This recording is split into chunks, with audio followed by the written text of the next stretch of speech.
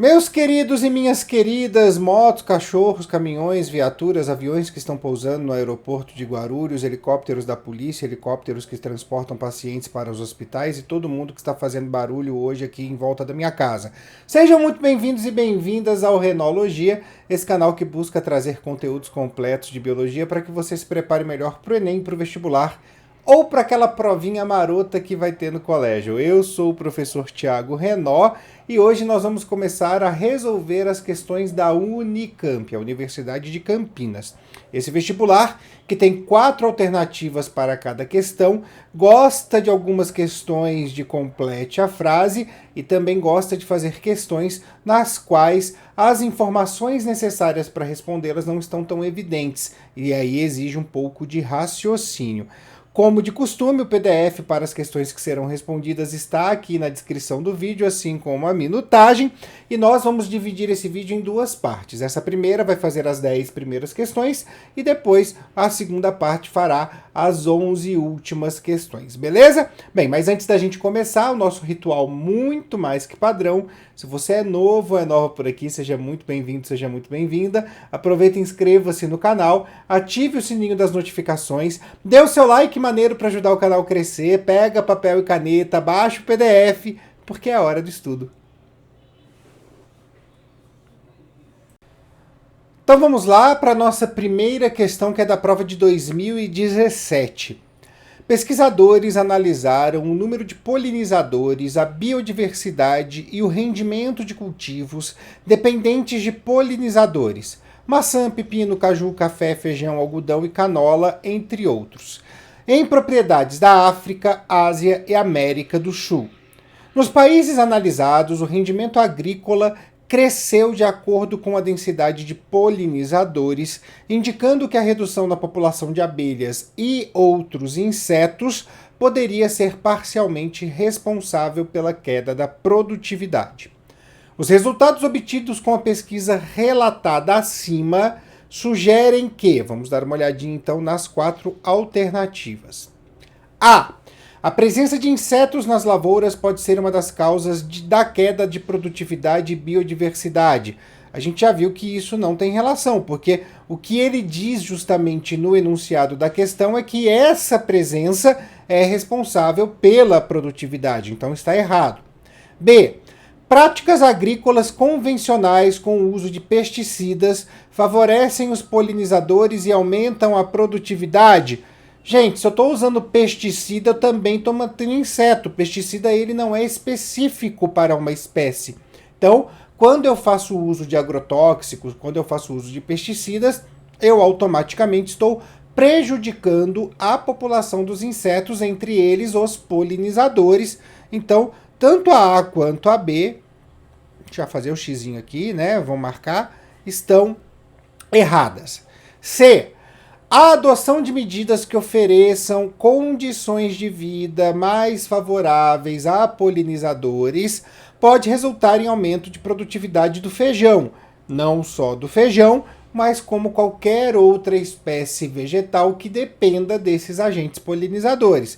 Essa aqui ficou fácil, é a nossa alternativa, tá? Mas vamos ver a D para confirmar. A biodiversidade observada na África, Ásia e América do Sul demanda o uso intenso de defensivos agrícolas. Mesma situação da B, tá, gente? Então, também está errada. Então, nossa resposta correta é a C. Beleza? Questão número 2. Falei das questões de complete a frase, né? Deixa eu ver se eu consigo colocar ela inteira aqui para vocês na tela. Eu faço essa mudançazinha já. A descoberta do processo celular de interferência por RNA interferidor, será esse I aí, rendeu aos cientistas Andrew Fire e Craig Mello o Prêmio Nobel de Fisiologia ou Medicina em 2006. O RNAi intercepta e destrói as informações celulares conduzidas pelo RNA dentro da célula antes que sejam processadas em proteínas.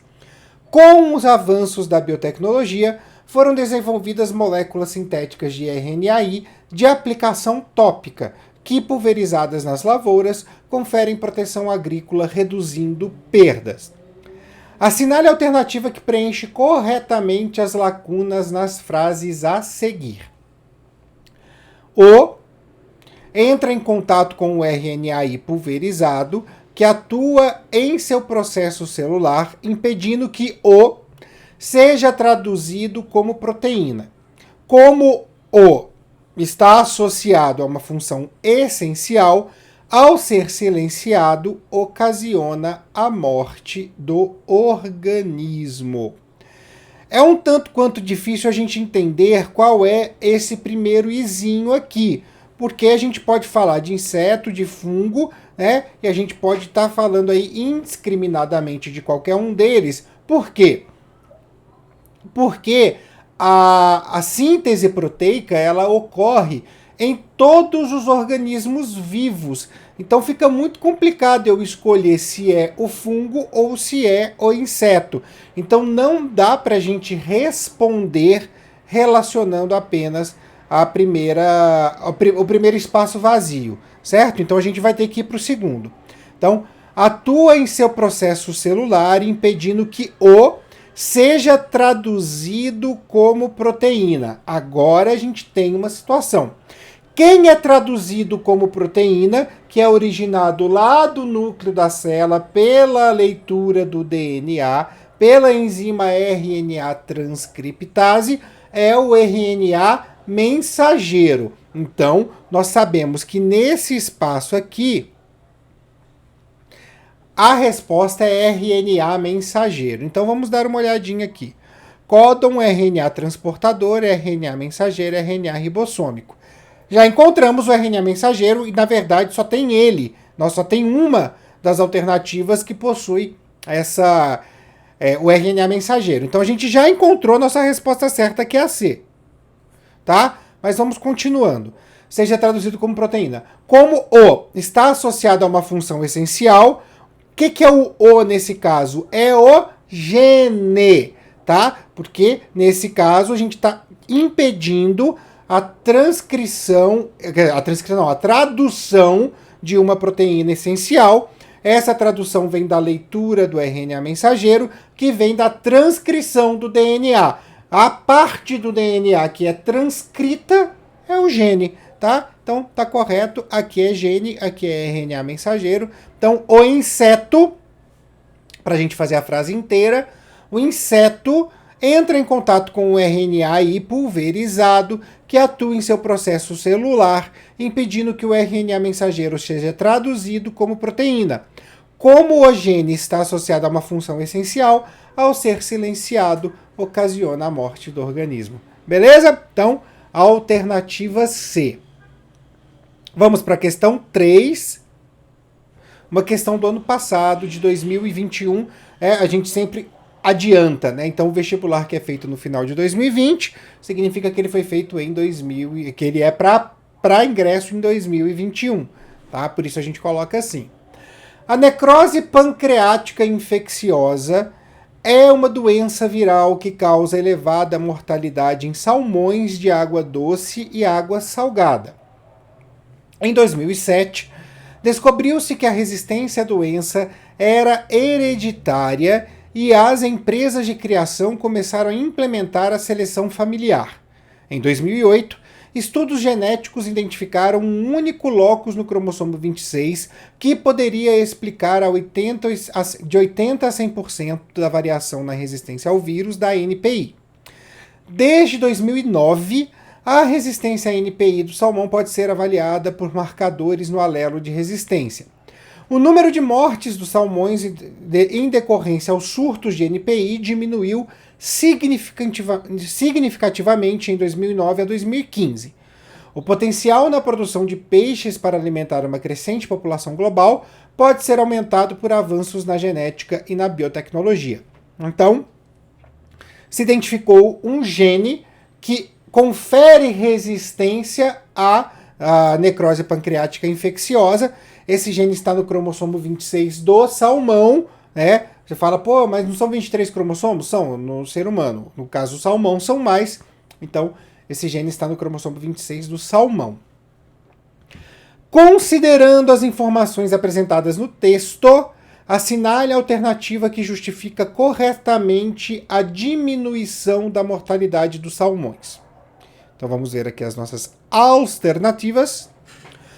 Por meio da transgenia, o alelo de resistência foi inserido no cromossomo 26 em salmões, sendo gerados organismos geneticamente modificados e mais resistentes. B. Por meio do melhoramento genético, os salmões portadores do alelo de resistência foram selecionados e os cruzados entre si, gerando maior proporção de indivíduos resistentes. C. Por meio da seleção natural, os salmões com alelo de resistência foram os mais adaptados a transferir o gene às gerações seguintes de reprodução diferencial. D. Por meio das mutações randômicas, o alelo de resistência foi selecionado por isolamento entre a população de salmão de água doce e de água salgada ao longo do tempo. Bem, vamos lá. Voltando para o nosso enunciado, tá? A gente vai encontrar uma informação aqui que é muito importante, tá? Descobriu-se que a doença é hereditária e as empresas de criação começaram a implementar a seleção familiar. Então, olha só. Começaram a implementar a seleção familiar. Quem? As empresas de criação. Sendo assim, prestem muita atenção. Houve uma ação humana no salmão, o que já tira para nós a questão da seleção natural e já tira também para nós a questão da mutação randômica, porque eu não estou fazendo testes gerando mutações randômicas. Eu não estou colocando, por exemplo, salmões em radiação. Me sobra, então, a A e a B. Como que isso foi feito? Tá? Eu tenho aqui dois sistemas que são feitos, que são manuseados pelo homem, a transgenia e o melhoramento genético. Na transgenia, eu vou pegar um gene e vou inserir naquele cromossomo. Tá? Eu vou, então, modificar aquele DNA. Tá? Na seleção, no melhoramento genético, eu vou simplesmente reproduzir aqueles que são imunes à doença que eu estou aqui querendo evitar, né? A necrose pancreática. Nesse caso aqui, o que a gente fez e que diz lá no enunciado foi, né, reproduzir salmões que eram resistentes entre si, para que eles pudessem gerar gerações de salmões resistentes. Então, para nós, a alternativa correta é a B, tá bom? Então, essa é a nossa resposta. Questão 4, 2017 também. Considerando o esquema a seguir como uma representação simplificada da meiose, indique a alternativa correta. Olha como é bastante direta, né, essa questão, e algumas questões na Unicamp são assim. Então, eu tenho aqui, né, a primeira divisão, eu tenho aqui o processo de preparação para a segunda divisão e eu tenho a segunda divisão. Então, alternativa A. A, B, D e F são diploides.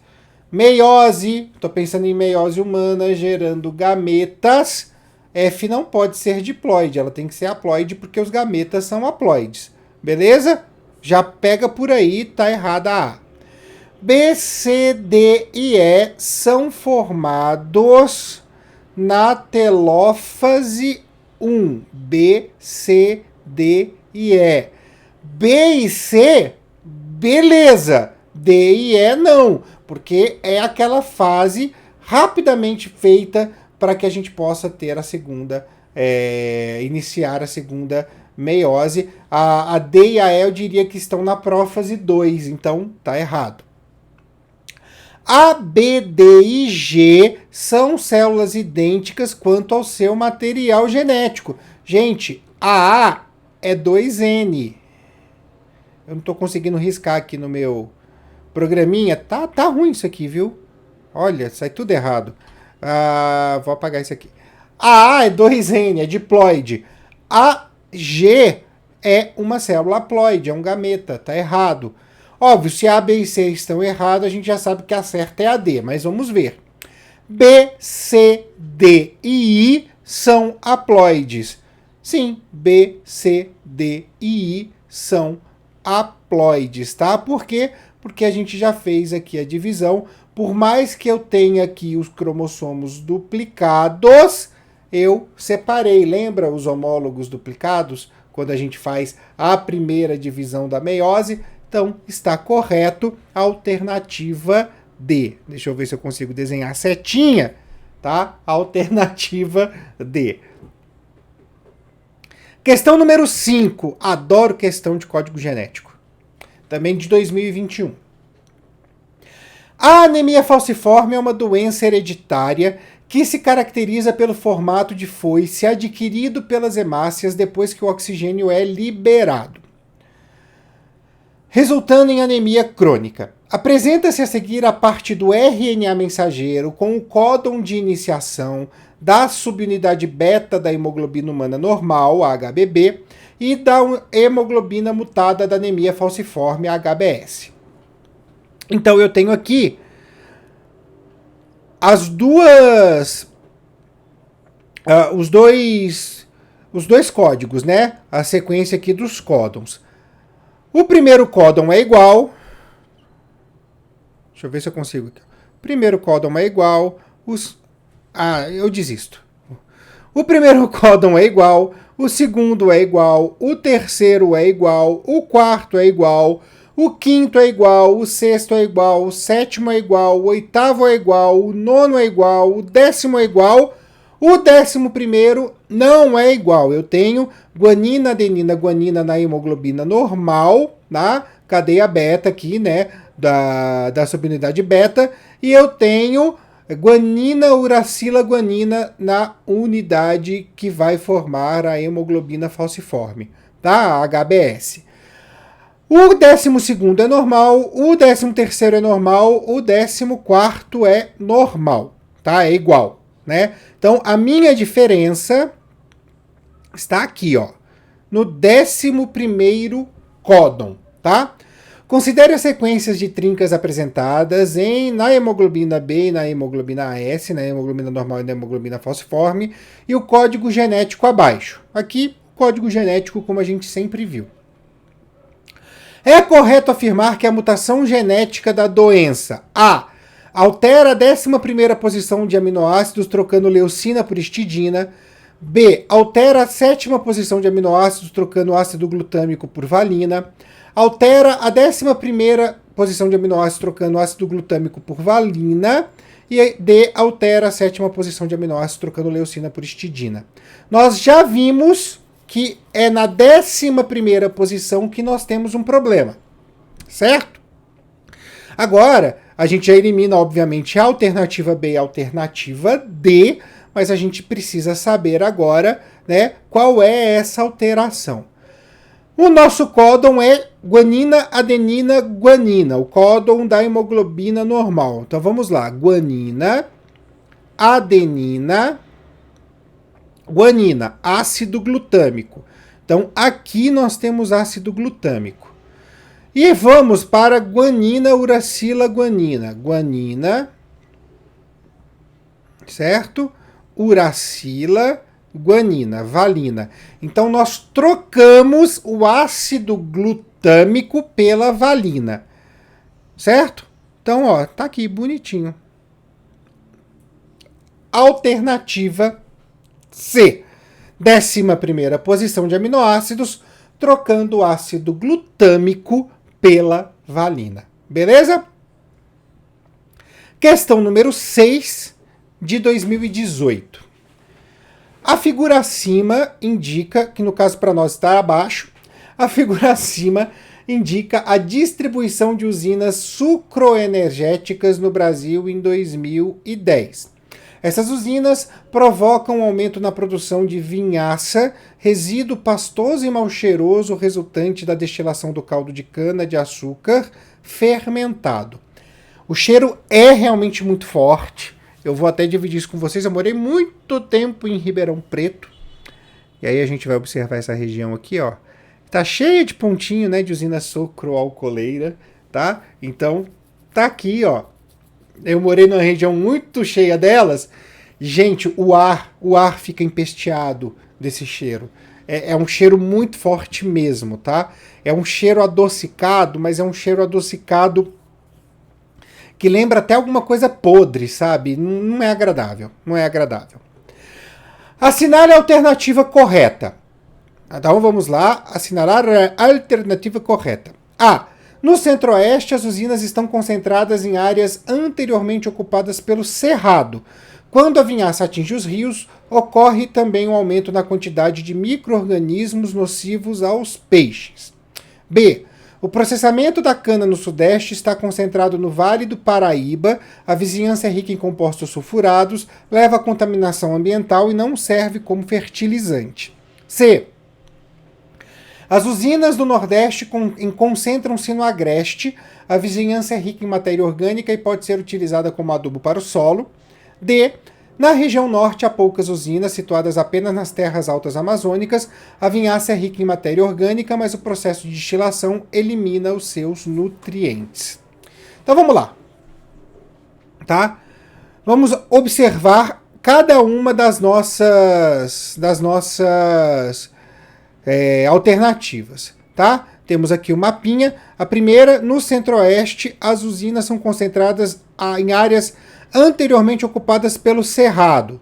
Sim, tá? Centro-oeste a gente tem isso aqui, né? Essa região aqui. Esse ponto aqui do centro-oeste é geralmente o Pantanal, tá? Pantanal Mato-Grossense e o Sul Mato-Grossense. Esse ponto aqui do centro-oeste é ocupado pelo cerrado, tá? Então, até aí tá certo. Quando a vinhaça atinge os rios, ocorre o aumento da quantidade de micro-organismos nocivos aos peixes. Bem, é matéria orgânica que eu estou colocando no rio, automaticamente eu aumento sim o número de micro-organismos que se alimentam dela e eu posso gerar aí algumas situações. Tanto uma eutrofização, que pode gerar toxinas naquele lugar, como também eu posso causar um aumento de número de patógenos. Tá correta, mas vamos conferir as demais. O processamento da cana no sudeste está concentrado no Vale do Paraíba. O Vale do Paraíba, gente, é aqui, ó. Está concentrada na região da Alto Mogiana, está concentrada na região do Oeste Paulista. Então, não, tá errado. As usinas do Nordeste concentram-se no Agreste. Vocês estão percebendo que vocês precisam saber um pouquinho de geografia, né? Para poder responder essa. As usinas do Nordeste se concentram no Agreste. Não, se concentram no litoral nordestino, tá errado. Na região norte, há poucas usinas situadas apenas nas terras altas amazônicas. Fato, tá? A vinhaça é rica em matéria orgânica, mas o processo de destilação elimina seus nutrientes. Não, porque o processo de destilação vai dar álcool. Álcool é uma matéria orgânica e não deixa de ser também um nutriente, tá? Então, essa parte aí está errada. Automaticamente, então, é isso mesmo. Alternativa A como alternativa correta. Você tem que saber aí um pouco de geografia e tem que saber a localização dos biomas brasileiros para responder essa. Questão 7, de 2019. A produção de celulose a partir da madeira vem crescendo no Brasil, tendo atingido um volume recorde em 2017, com exportações de 19,5 milhões de toneladas. As paredes das células da matéria contêm celulose e lignina, sendo que a primeira é o principal composto de interesse industrial, enquanto a segunda é o composto indesejável que precisa ser removido. Geralmente, a remoção da lignina envolve digestão química com H2S, o sulfeto de hidrogênio ou ácido sulfídrico, um agente altamente poluente. As imagens apresentadas a seguir são fotos de microscopia eletrônica em mesma escala do tecido vegetal de dois tipos de madeira que diferem da relação à parede celular. Bom falar isso aqui, ó, em mesma escala, porque a gente tem ideia de quem tem mais parede celular. Tipo 1 ou tipo 2, tá bom? Cada tipo 1 ou 2 tem ainda dois subtipos, A ou B. O gráfico a seguir mostra dados sobre esses subtipos de madeira coletados em plantas cultivadas na mesma área geográfica, solo e climas similares. Então, eu tenho exatamente isso aqui, ó, conteúdo de lignina. Subtipo A, 1A, 1B, 2A, 2B, certo? O gráfico já diz, né, se a lignina ela precisa do H2S para ser retirada e ele é poluente, né? Eu vou ter então esses dois subtipos aqui, o 1A e o 2A, com uma menor demanda desse poluente, certo? Vamos lá. Considerando que as 4 amostras no gráfico provêm de plantas com o mesmo tempo de desenvolvimento, qual delas seria mais desejável em termos industriais e ambientais, tendo em vista a população e a extensão da área plantada? Eu já identifiquei no gráfico que o subtipo 1A e o subtipo 2A possuem uma quantidade de lignina menor que o 2B e o 1B. Então significa que eles demandam uma quantidade menor de H2S, de ácido sulfídrico ou sulfeto de hidrogênio, e aí automaticamente eu vou ter uma menor poluição. Então eu vou ficar entre o 1A e o 2A. Agora eu preciso ver qual tem mais celulose para poder gerar aí um melhor custo-benefício. Se eu olhar aqui para a figura de novo, eu vou ver que o tipo 2 tem mais celulose que o tipo 1. Por quê? Porque a parede celular dele é maior. Então, quem para mim é mais viável é aqui, ó, o 2A, tá bom? 2A, alternativa C. Questão número 8, de 2020. Graças às campanhas de vacinação, a poliomielite foi considerada erradicada no Brasil. O último caso foi registrado em 1989. Contudo, o Ministério da Saúde constatou cobertura vacinal alarmante, abaixo de 50%, em 312 municípios brasileiros em 2018. A vacinação é a única forma de prevenção da poliomielite. É uma questão de responsabilidade social contemplada no Programa Nacional de Imunizações do Ministério da Saúde. Eu nem preciso comentar o quanto é importante se vacinar, eu nem preciso comentar, no meio de uma pandemia a gente já conversou tanto sobre isso, aqui no canal a gente tem vídeo falando sobre isso, fora, eu acho que já deu, né? O movimento antivacinal é um erro histórico, ponto, tá? Além de ser um erro conceitual, um erro científico, é um erro histórico, tá bom? Assinale a alternativa que caracteriza corretamente a poliomielite. A. É uma doença viral contagiosa que pode ser transmitida através da ingestão de água ou alimentos contaminados por fezes de doentes. B. A transmissão do vírus ocorre por meio de vetores hematófagos que tenham picado uma pessoa contaminada na fase aguda da doença. C.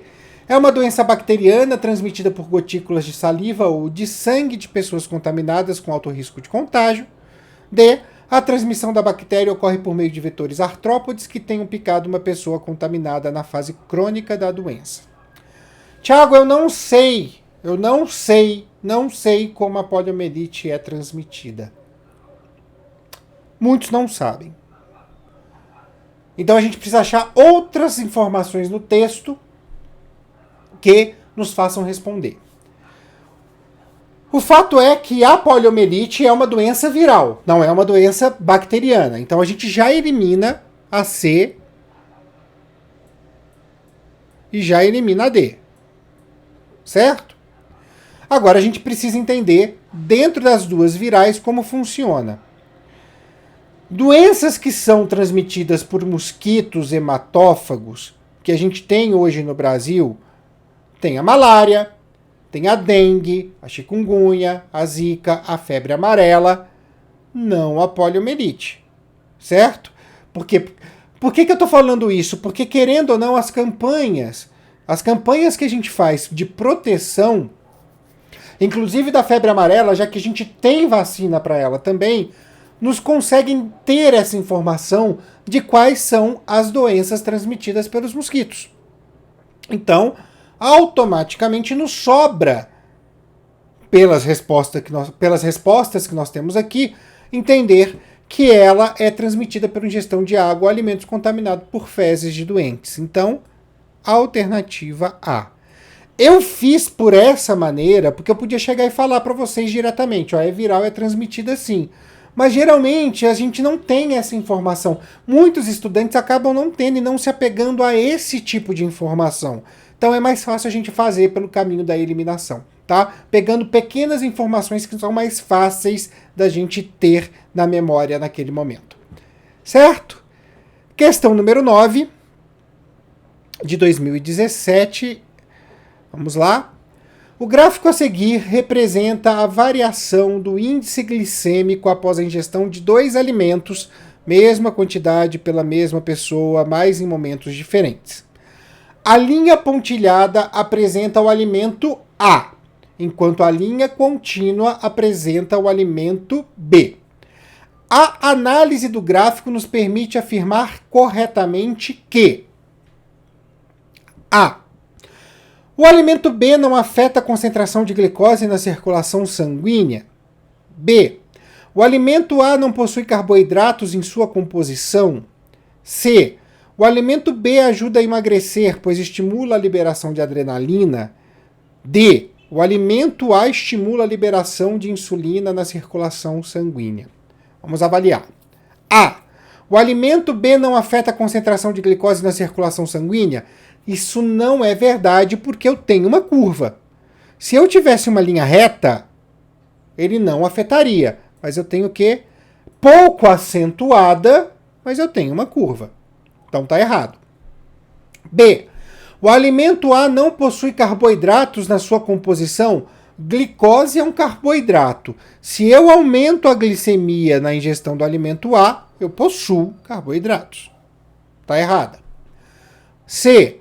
O alimento B ajuda a emagrecer, pois estimula a liberação de adrenalina. Não, gente, pelo amor de Deus, o alimento B vai chegar no sangue e falar: ah, é um sequestro, rapaz, nós estamos aqui. Pode manter a insulina aí dentro que eu não quero saber esse negócio. Eu quero adrenalina, dá adrenalina aí. Aí, rapaz, produz adrenalina pra mim que eu vou levar tudo. Põe na sacola, tô de olho em você. Não, que isso, gente. Rolar isso não. Tá? Tá errado, tá? D. O alimento A estimula a liberação de insulina na circulação sanguínea. Tanto o B quanto o A, por induzirem um aumento da glicemia, por mais que o A seja mais acentuado e o B seja mais discreto, tá? Tanto o B quanto o A, eles vão gerar glicose para o sangue, vão passar pelo pâncreas e vão estimular as células beta a transformar, a produzirem e liberarem insulina, tá? Então, é óbvio, é a alternativa D. Beleza?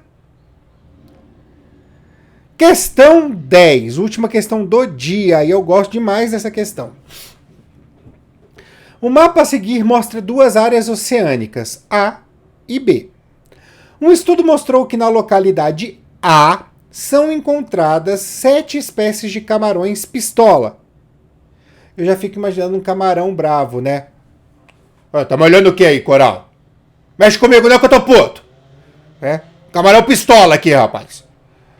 Na localidade B são encontradas outras 7 espécies, sendo que cada espécie do local A tem uma espécie irmã correspondente no local B. Espécies irmãs, ele já dá dica, né? São espécies originadas de um mesmo ancestral comum recente. Então a gente tem aqui o Oceano A, o Oceano B, tá? A gente tem a América Central dividindo, né? Esses dois biomas, esses 2 ecossistemas. Então vamos ver lá. A. É correto afirmar que A. O canal do Panamá permitiu que camarões pistolas migrassem de A para B, adaptando-se ao novo ambiente, diferenciando-se e originando novas espécies semelhantes às do A. B. Vulcões expeliram substâncias mutagênicas durante o Terciário, o que aumentou a variabilidade genética dos camarão pistola, originando espécies irmãs nas áreas oceânicas A e B. C. O Istmo do Panamá interpôs uma barreira geográfica, formando dois grupos isolados para cada espécie ancestral, que puderam então se diferenciar, originando espécies irmãs nos oceanos A e B. D. O impacto de um asteroide no final do Cretáceo levou à extinção em massa, fornecendo as condições para a radiação adaptativa dos camarões pistola, com consequente formação das espécies irmãs. Gente, vamos lá. Planeta Terra, bonitinho, a gente tem o oceano, a América Central começou e surgiu lá no meio, independente do processo geológico, ela dividiu o oceano em duas porções naquela região, certo? Que a gente viu inclusive no mapa A e B. A questão dos vulcões, gente, a questão do meteoro, não, vulcão, substância mutagênica, radiação adaptativa, a gente não está falando disso. A gente está fazendo uma questão de cladística, né? Se a gente for pensar que cada espécie de camarão vai ter essa aqui, né? A gente tinha um ancestral comum, alguma coisa aconteceu, no caso foi a separação dos oceanos, né? Uma barreira geográfica, e a gente gerou duas espécies, tá? É claro que com isso eu já digo que a minha resposta é essa aqui, ó. A C, certo? Eu acabei de responder para vocês, né, mostrando o tema da questão. Mas vamos só falar da A aqui, que eu acho interessante. Por quê? Porque, querendo ou não, o canal do Panamá, pensando aqui, vamos fazer uma aberturazinha aqui. Isso aqui estava separado por muito tempo. Agora algumas espécies conseguem vir para cá, que estavam em B conseguem ir para A, e algumas espécies que estavam em A conseguem ir para B. O canal do Panamá é muito recente, tá? O que pode acontecer nesse primeiro momento é que se eu tenho 7 espécies do lado A e 7 espécies do lado B, eu vou ter espécies do lado B no lado A e espécies do lado B, A do lado B, que é o que eu vou chamar de uma fauna invasora, né? Espécies exóticas nesse quesito, tá? Mas, tá? Isso é uma questão das espécies que eu vou encontrar nesse momento. O canal do Panamá, ele é muito recente, ainda mais se a gente for pegar numa história geológica, numa história biológica da Terra, para gerar qualquer tipo de mutação. Não. Para gerar uma nova espécie, uma especiação. Não, tá? Então, de fato, a única que é viável aqui é a alternativa C. Então é isso, pessoal. Essa foi a primeira parte do nosso vídeo da Unicamp, as 10 primeiras questões. Não esqueçam, PDF, minutagem na descrição do vídeo para ficar fácil de vocês localizarem as suas dúvidas e para que vocês possam também resolver essas questões. As 11 questões próximas, oferecimento da moto que acabou de passar, elas serão respondidas no segundo vídeo, que sai ainda essa semana, até o final da semana. Muita atenção para tudo isso e, como vocês puderam ver, tem aí um perfil um pouquinho diferente na Unicamp, porque realmente algumas coisas não estão tão na cara quanto em outros vestibulares e quanto até mesmo no Enem. Beleza? Então vou deixando aqui o meu grande beijo a todos e a todas. Lembrando a vocês que nós temos as nossas redes sociais, @Renologia, no Twitter, no Instagram e no TikTok. E até a próxima!